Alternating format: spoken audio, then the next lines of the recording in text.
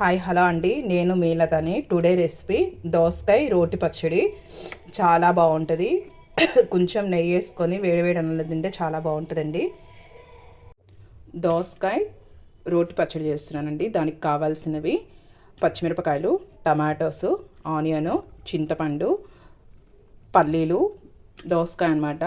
ఇది పైన పీల్ తీసేసాను కంప్లీట్గా. ఇలా చిన్న పీసులుగా కట్ చేసుకోండి. మనకి మెయిన్ దోసకాయ చట్నీ కాబట్టి దోసకాయలు చిన్న పీసులుగా కట్ చేసుకోవాలి. మన ఇంట్లో ఏమీ కూరగాయలు లేనప్పుడు, లేదు చట్నీ ఏదైనా తినాలనిపించినప్పుడు క్విక్గా 5 మినిట్స్లో రెడీ చేసేసుకోవచ్చు. ఇలా కొంచెం ఆయిల్ వేసేసుకొని టమాటాలు ఇలా కట్ చేసేసుకొని ఇలా వేసుకోండి. త్వరగా మగ్గుతాయి అన్నమాట కట్ చేసుకొని వేసుకుంటే. అలాగే పచ్చిమిర్చి కూడా ఇలా కట్ చేసి వేసుకోండి. మనం కట్ చేయకుండా ఉంటే బాగుండదు, త్వరగా మగ్గవన్నమాట, టైం పడుతుంది. ఇలా అయితే త్వరగా మగ్గుతాయి.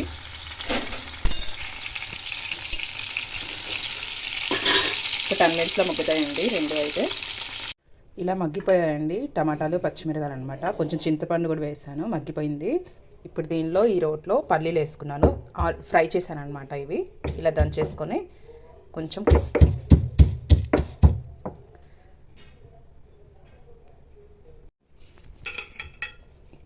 ఇలా మెత్తగా వేసేసుకున్నామండి. ఇప్పుడు తర్వాత పచ్చిమిరకాయలు వేసేసి ఫస్ట్ పచ్చిమిరకాయలు మాత్రమే వేసుకోండి. నెక్స్ట్ 2 ఎల్లిపాయలు వేసుకుందాము, కొంచెం జీలకర్ర, ఆనియన్స్ ఇలా పెద్దగా కట్ చేసుకోండి, ఎందుకంటే మెత్తగా ఉంటే బాగుండదు. ఇలా పీసులుగా ఉంటేనే టేస్ట్ బాగుంటుంది అనమాట. ఇది మొత్తం ఇప్పుడు పేస్ట్ లాగా చేసేసుకుందాం. తర్వాత టమాటాలు వేసుకుందాం అనమాట. ఇలా చట్నీ అయితే చేసుకున్నాం కదా. ఫైన్ పేస్ట్ అయితే అవసరం లేదండి, కొంచెం క్రంచీగా ఉంటేనే బాగుంటుంది. నెక్స్ట్ ఇప్పుడు ఇవి ఉన్నాయి కదా దోసకాయ, ఈ దోసకాయ పీసులు వేసేసుకోండి. ఇదేమీ అసలు మెత్తగా అవసరం లేదు, ఊరికే జస్ట్ మిక్స్ చేసుకుంటే సరిపోతుంది ఈ చట్నీలో. ఇలా మనకి దోసకాయ తగులుతుంటే పంటకి చాలా బాగుంటుంది. మెత్తగా అవసరం లేదండి, ఊరికే జస్ట్ అంతే. ఇది వేడివేడి అన్నంలో కొంచెం నెయ్యి వేసుకొని చట్నీ వేసుకొని తింటే అసలు సూపర్గా ఉంటుంది. ట్రై చేయండి. ఇప్పుడు తాలింపు పెట్టుకుందాం. కొంచెం ఇలా తాలింపు పెట్టేసుకున్నానండి నేను. నెక్స్ట్ కొంచెం పసుపు వేద్దాము, కొంచెం ఇంగువ,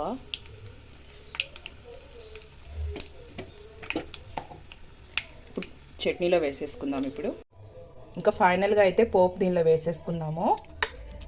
ఇలా మిక్స్ చేసేసుకొని సాల్ట్ని అడ్జస్ట్ చేసుకోండి. కొంచెం నేను ఇందాక కొంచెం వేసాను, సరిపోలే, కొంచెం వేసుకుంటున్నాను. ఒక 2 స్పూన్స్ సరిపోతుంది. ఇంకా మిక్స్ చేసుకొని ఫైనల్గా అయితే రెడీ అయిపోయిందండి. మీరు మీ ఇంట్లో ట్రై చేసేసి ఎలా వచ్చిందో మీ ఫీడ్బ్యాక్ని నాతో షేర్ చేసుకోండి. So thank you. కర్రీ పాయింట్లో తింటూ ఉంటాం కదా, అదే అనమాట. సేమ్ దానికంటే టేస్టీగా ఉండిద్ది. దానికి కావాల్సిన పొట్లకాయలు అనమాట. పొట్లకాయలు పైన పీల్ తీసేయాలి. తీసేసి ఇలా లోపల సీడ్స్ ఉంటాయన్నమాట, అవి తీసేసేయాలి. తీసేసి దీన్ని బాయిల్ చేసుకోవాలన్నమాట వాటర్లో. నెక్స్ట్ 2 పచ్చిమిరకాయలు, ఆనియను, ఇంకింత ఐటమ్స్ చాలా సింపుల్గా చేసుకోవచ్చు. పొట్లకాయతో పెరుగు చట్నీ చేస్తున్నానండి, చాలా బాగుంటుంది.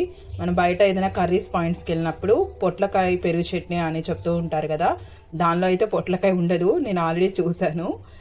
కానీ మన ఇంట్లో ఇప్పుడు పొట్లకాయతో పెరుగు చట్నీ చేస్తాను, చాలా బాగుంటుంది. ఇలా పొట్లకాయని చిన్న పీసులుగా కట్ చేసుకోండి. కట్ చేసుకొని కొంచెం వాటర్ పోసుకొని ఇలా బాయిల్ చేయాలన్నమాట. ఇంత ఒక 5 మినిట్స్లో బాయిల్ అవుతుంది కంప్లీట్గా మనకి. ఇలా పొట్లకాయ అయితే ఉడకబెట్టేసుకున్నాం కదండి. ఇలా అయితే పిండాల్సిన అవసరం లేదు, దీనిలో వాటర్ ఉంటాయి కాబట్టి మనకి మంచిది. వాటర్ కంటెంట్ ఎక్కువ ఉండిద్ది కాబట్టి దీనిలో పొట్లకాయలో అసలు వాటర్ పిండేయద్దు. పెరుగు ఇలా వేసుకోండి సాఫ్ట్గా ఇలా. నెక్స్ట్ కొంచెం జీలకర్ర, పొట్లకాయ కూడా వేసేసుకోండి. నెక్స్ట్ ఆనియన్స్, మిర్చి,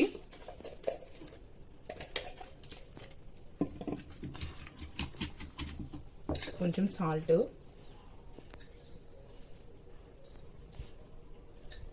నేనైతే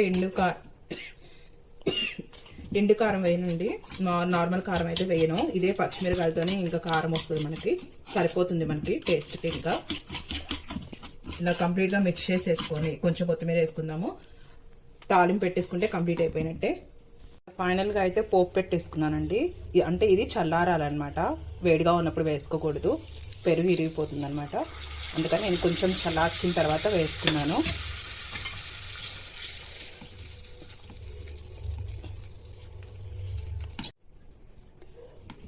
ఈ సమ్మర్లో మనకి పెరుగు వేడి తగ్గించింది కాబట్టి, అలాగే పొట్లకాయలో వాటర్ ఉంటుంది కాబట్టి ఇలా పెరుగు చట్నీ చేసుకోండి. ఈ సమ్మర్లో చాలా బాగుంటుంది. ఒకసారి మీరు ట్రై చేసేసి మీ ఫీడ్బ్యాక్ని నాతో షేర్ చేసుకోండి. So thank you.